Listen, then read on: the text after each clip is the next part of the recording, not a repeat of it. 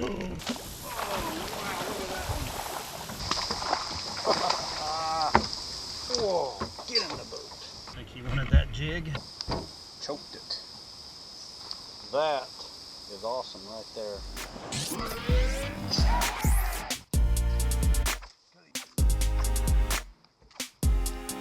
Oh.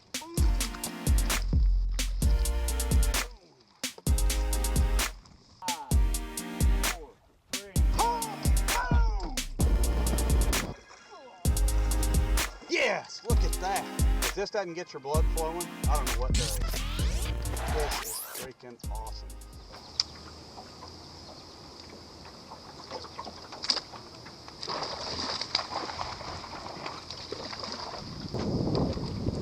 I need a jig.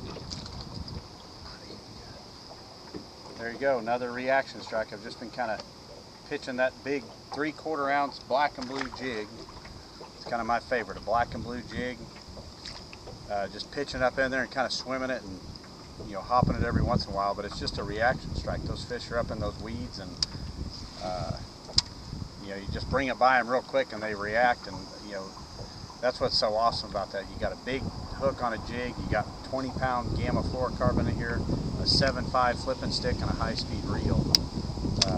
You know, that combination, you're going to put more in the boat.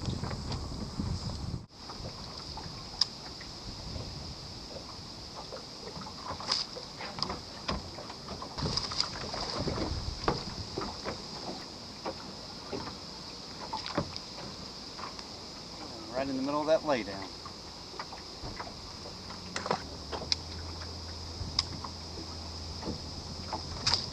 Oh, there's a good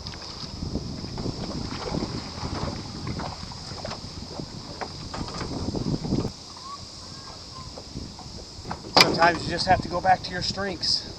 Put on a black and blue jig and started flipping water willows and started catching some.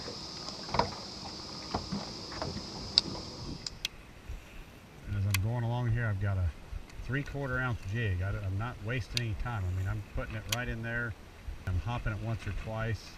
And that's the thing, you want a heavy bait, because if I got some little 1/4 ounce weight here, it's a lot of times it won't fall through that mat of those water willows good, and you just have to fish too slow. The faster, it allows me to cover more water, and that's one of the biggest keys, is just covering water. Pitch in there, hop it once or twice.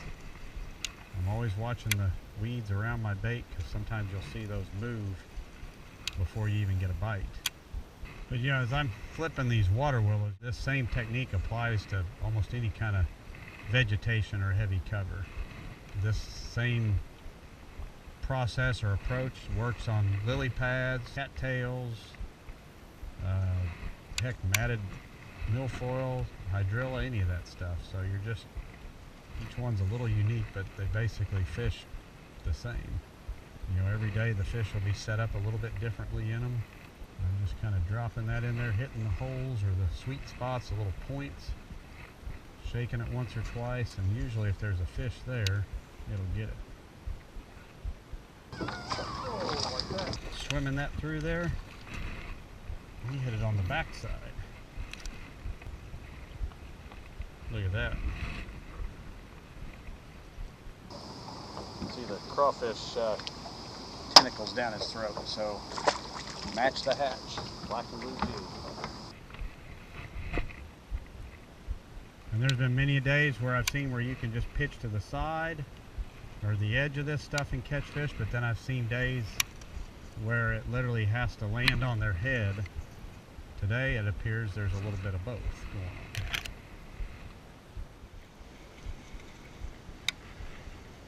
When do you flip a jig over the soft plastics? You just got to try them both. I would say soft plastics seem to be more bites, and especially in, you know, heavily pressured soft plastic seems to maybe get you more bites. But you know, jig, I think, seems to get a few more bigger bites.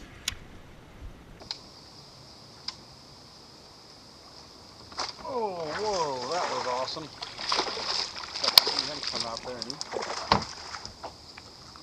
That was really cool. top of the mouth. Pretty.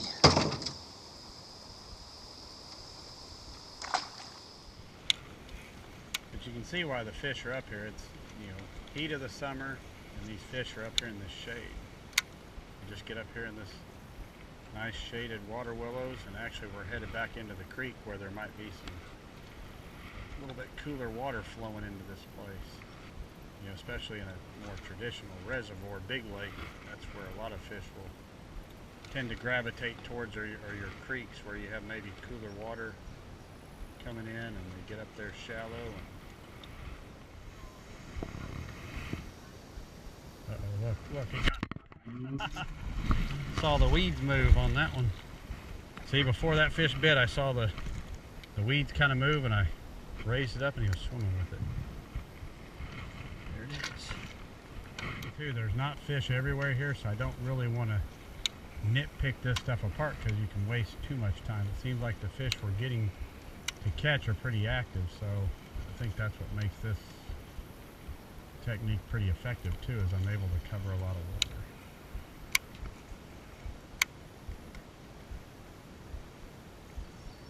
Oh, wow, look at that one. Whoa, get in the boat. Look at that, not even a fish landing violation. That is awesome right there. Choked it. That was awesome, just flipping along there and just swimming it out, and I saw him just come up and ate it, and I took my time, reeled down, and caught it. Good solid 4.5 probably.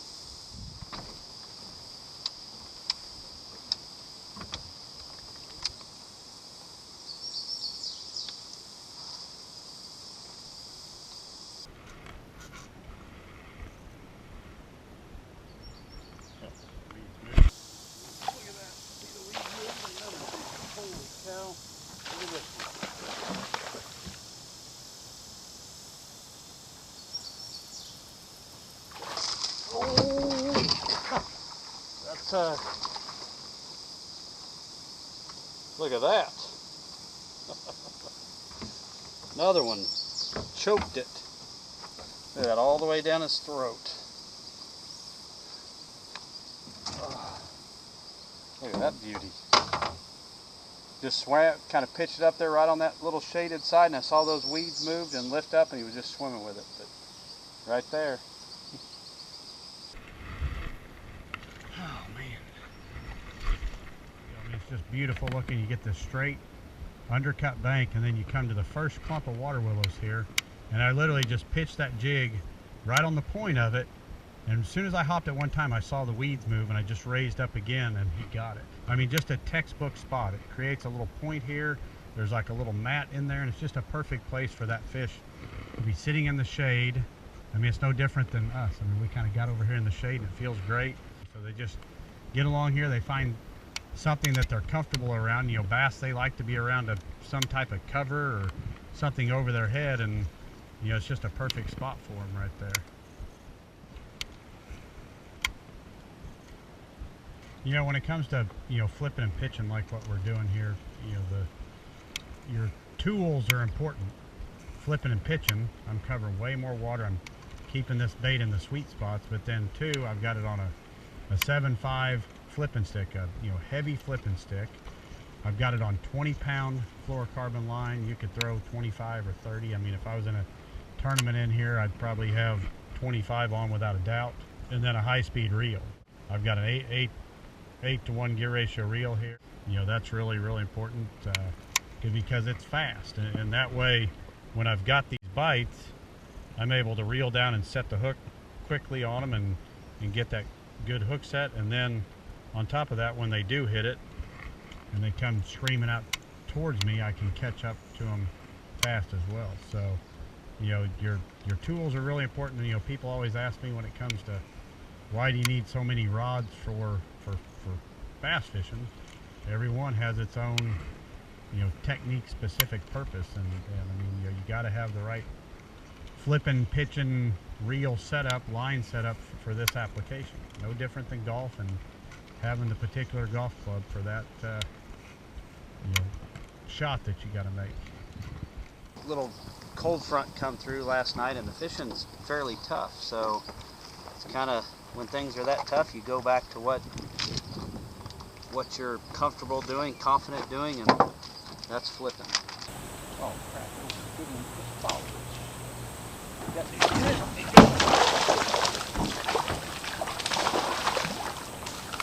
That's funny. The fish followed it all the way out of that tree and turned around. I pitched back there and he still ate it. That's funny when it happens like that. Well, there it was. You know, while our tournament season's winding down, we're definitely not stopping. Fishing's how I make my living. We're going to be making a lot of videos for you guys to keep you guys entertained throughout the year. Hopefully educate you and teach you a few things, and I plan on learning a lot myself. So be sure to subscribe to my YouTube channel. Be sure to click that bell and we'll keep you updated. But in the meantime, get out there on the water, have fun fishing, and we'll see you soon.